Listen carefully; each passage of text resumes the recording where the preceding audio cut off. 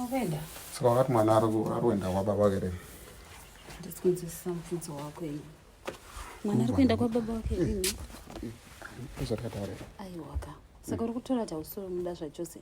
Handauti handisikuda mwana azochoseka but patakataura ndakati handokati anozoenda kwa baba wake chichi chivanhu vekumba kwa baba wacho vanga vakuti anofanira kuzouya chi. Aiwa paya ndaitofunga soti achaenda but hakuna kuri kuenda mwana. Because ndakazoona kuti paneni ndo pane mwana wangu. Family yangu iri kunetsawo manje kuti ungakwanise kuamira nditange family yangu iri kuti haukwanise kuroora munhu ane mwana wake and then mwana wacho otanga kugara nesu. Saka mwana wacho ndomisa kupi?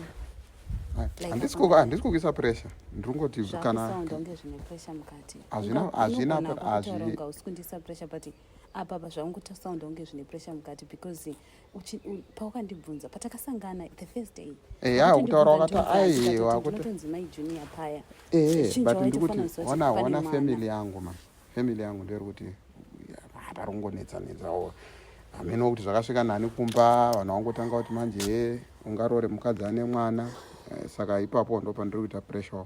Handisi kuda mwana, you know kuti I've always been good to me, but this actually changed everything.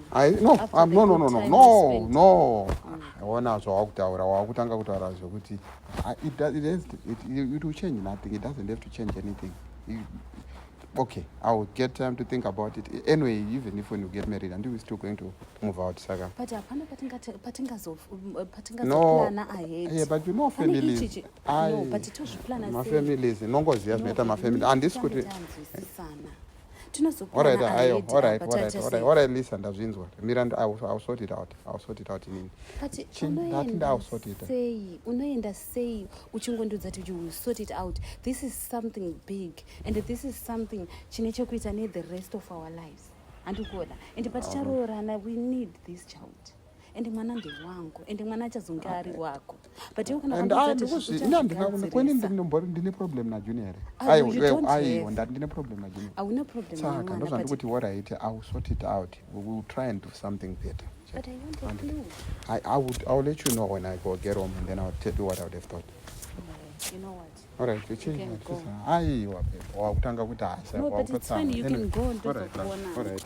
Even I'm just forcing myself. Forcing yourself. Zvinopedza simba. Let me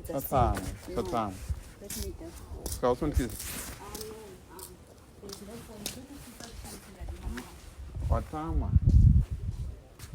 Omar.